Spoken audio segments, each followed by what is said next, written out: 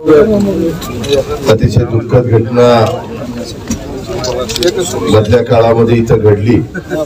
आमचं अधिवेशन चाललेलं होतं। अधिवेशन चालू असल्यामुळे आम्हाला इथं भेट द्यायची होती, तरी देखील ते काम महत्वाचं असल्यामुळे आम्हाला देता आले नाही। पण आज दुपारी अधिवेशन संपल्या आम्ही विजयरावांच्या कुटुंबियांना, वाकोडे परिवाराला, तसंच सूर्यवंशी परिवाराला आणि तसंच देशमुख परिवाराला तिथं सांत्वनपर भेट देण्याचा निर्णय घेतला। सरकारच्या वतीनं मुख्यमंत्री, उपमुख्यमंत्री यांनी मला सूचना केली आणि त्या पद्धतीनं मी आता आमच्या वाकोडे परिवारांच्या परिसरामध्ये आलेलो आहे। सुरुवातीलाच त्यांना भावपूर्ण श्रद्धांजली अर्पण करतो। मी त्यांचे चिरंजीव, त्यांच्या धर्मपत्नी, त्यांचे दोन्ही चिरंजीव, तसंच त्यांच्या तिन्ही मुली यांच्याशी आतमध्ये चर्चा केली। त्यांनी मला एक निवेदन दिलेलं आहे। मध्य राज्य सरकारच्या वतीनं 13 कोटी जनतेचे प्रमुख या नात्याने राज्याचे मुख्यमंत्री देवेंद्र फडणवीस साहेबांनी महाराष्ट्राचं सर्वोच्च जे सभागृह आहे त्या सभागृहामध्ये उत्तर देत असताना सगळ्या गोष्टी विशद केल्या। परंतु आज इथं परिवाराला भेट द्यायला आल्यानंतर त्यांनी पण त्याच्या संदर्भामध्ये त्यांचं मन माझ्या पुढे मोकळं केलं आणि त्यांच्या ज्या काही मनामध्ये आहे ते त्यांनी सांगण्याचा प्रयत्न केला। आता आशिष वाकोडेजी पण माझ्या जवळ इथं उभे आहेत आणि मी त्या संदर्भामध्ये त्यांच्याशी आणि त्यांच्या तिन्ही बहिणीशी, त्यांच्या धाकट्या भावांशी आणि त्यांच्या आईंशी ही चर्चा केलेली आहे। सभागृहामध्ये राज्याचे प्रमुख या नात्याने मुख्यमंत्र्यांनी या तिन्ही केसच्या बद्दल काय सांगायचं ते सांगितलेलं आहे। त्याच्यामुळे मी पुन्हा त्याची पुनरावृत्ती करू इच्छित नाही।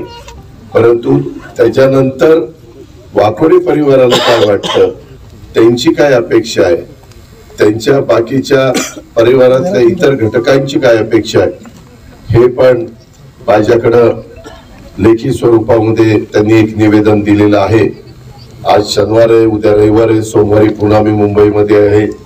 तर त्यावेळेस राज्याचे प्रमुख आणि उपमुख्यमंत्री एकनाथराव आणि मी आम्ही तिघही एकत्र बसू आणि त्याच्या संदर्भात पुढं जे काही कारवाई करायची किंवा जे काही निर्णय घ्यायचे किंवा त्यांची जी काही अपेक्षा आहे त्याच्यात मार्ग काढायचा, तशा पद्धतीचा मार्ग राज्य सरकारच्या वतीनं काढला जाईल याबद्दलची ग्वाही मी आज वाकोडे परिवाराला भेट दिल्यानंतर आपल्या सगळ्या पत्रकार मित्रांशी चर्चा करत असताना सांगू इच्छितो। मी पुन्हा एकदा राज्य सरकारच्या वतीनं वाकोडेंना त्या ठिकाणी भावपूर्ण श्रद्धांजली विजयरावांना या ठिकाणी अर्पण करतो आणि त्यांचा वारसा पुढे चालू ठेवण्याचं काम आमचे आशिष वाकोडे करतील याबद्दल माझ्या मनामध्ये देखील मात्र शंका नाही। तीच खऱ्या अर्थाने स्वर्गीय विजयराव वाकोडे साहेबांना श्रद्धांजली ठरणार आहे।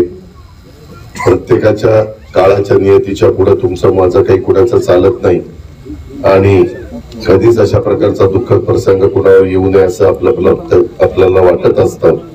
पण ही घटना घडली आणि त्याच्यातनं फार म्हणजे त्यांच्या घरात दुसऱ्यांदा दुःखाचा, एक तर आशिषरावांचे आजोबा देखील काही दिवसापूर्वी, काही महिन्यापूर्वी वारले आणि त्याच्यातनं आज विजयरावांच्या संदर्भातली ही घटना घडली। म्हणजे दोन घटना वाकोडे परिवाराच्या बाबतीमध्ये घडल्या। त्यांच्या दुःखामध्ये आम्ही पण सगळेजण सहभागी आहोत।